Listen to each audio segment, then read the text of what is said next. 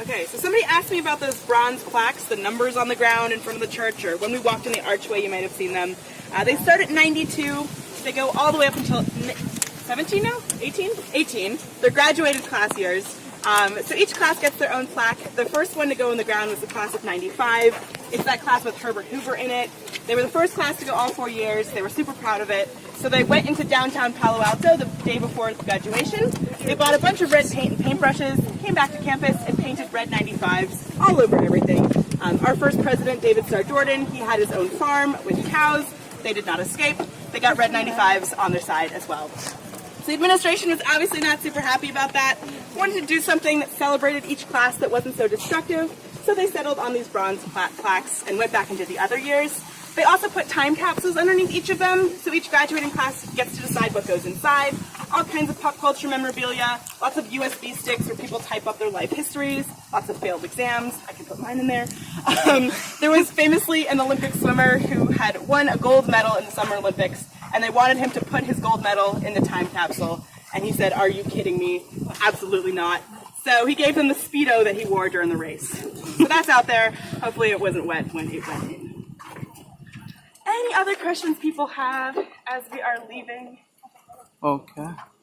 Somebody asked me earlier about, like, was Stanford, like, my top school? Was it something that I was reaching towards? Like, what schools were I looking at?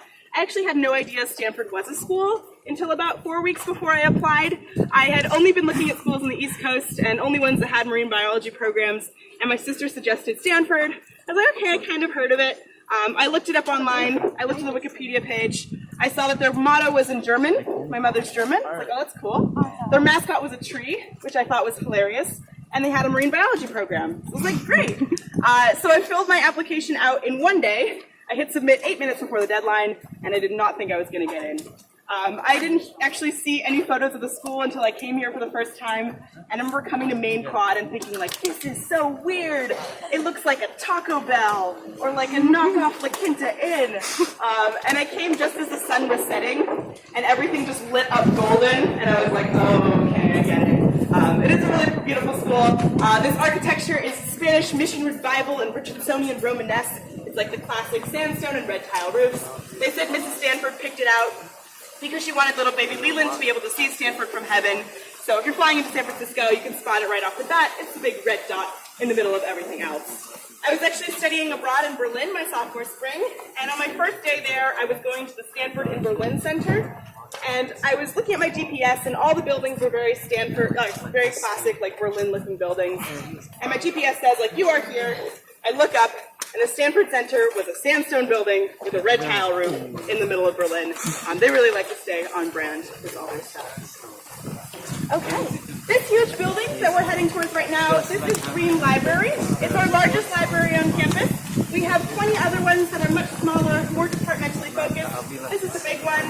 They house a lot of their books in something called the stacks. You can get quite lost when you're walking around in there. They also have something called the special collections. Big collection of primary research documents and artifacts. They have things like Allen Ginsberg shoes. They have a Gutenberg Bible with the first book printed on the printing press. They've got an original Star Wars screenplay that has all kinds of characters and storylines that never ended up in the film that you can look through. They also have some of John Steinbeck's manuscripts. A lot of people don't know that John Steinbeck went to Stanford. He never actually graduated because he refused to take any of the graduation requirements. He only wanted to take English classes, and once he was done with that, he just up and left. Every once in a while, I'll get frustrated with my classes, and me and my friends will get together and we'll be like, we should just pull a Steinbeck and take a bunch of art classes and then leave. And usually we convince ourselves that getting degrees is a good idea. Okay. Research is a big part of Stanford Life. We are a big research institute. They allocate about $5.5 million every single year just to undergraduates. So people like to work in labs during the school year or stay over the summer, design their own research project. I have a friend, Liza. She really loved one of her biology professors, so she ended up working in his lab for the last 2 years. She studies bacteria in mice intestines. So the other day I was like, Liza, let's go to San Francisco and have a day off. She's like, I'm sorry, I have to go look through mice poop later. I was like, great, Liza. But she absolutely loves her research. There's also lots of grants you can apply for. There's lots of money floating around. I got a grant last winter to make a collection of laser-cut acrylic earrings. These were a part of that. They gave me way too much money, so I got to buy sterling silver earring hooks. and some fancy flyers, and I turned my dorm room into a little art studio. So if there's something you want to do, this is definitely the place to be to get that accomplished. Another thing that Stanford students do that I was mentioning a little bit earlier is go and study abroad.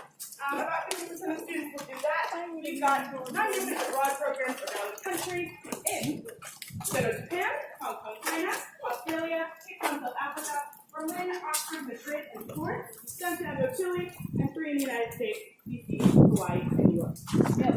If you go to any one of these locations, I went to the Berlin one, I had a really good time. I did a class on bridges, so once a week we would do a different field trip to a bridge in the city and sketch it and talk about the architectural style and the engineering behind it. We also got 25 euros a day to buy food, which was way too much money for a city like Berlin. So I ate out every single meal. I gained 15 pounds in 3 months. It was totally worth it. There was this vegan Vietnamese restaurant down the street from my homestay. And by the end of the program, I was going there almost every single day. The wait staff was super nice to me. They'd give me free appetizers and quiz me on my German. It was really fun to explore the city through its food. And then I also got to stay in Germany over the summer. Each of our abroad programs has an internship program attached to it. So you just talk to a coordinator and they'll find you a job for the summer in that country. So I was in Munich in southern Germany. I worked at sort of an equivalent to a product realization lab, like a wood shop, metal shop kind of space at the Technical University there. And it was a crew of 20 guys and myself. And on the first day, they discovered I gave tours at Stanford. And they're like, oh, you should give one of the tours of the workshop. And I was like, no, thank you. My German is not that good. Really, no. It was to a team of executives from BMW. And they're like, oh, you'll be fine. And the entire tour was just, das ist a machine. Das ist a machine. Das ist auch a machine.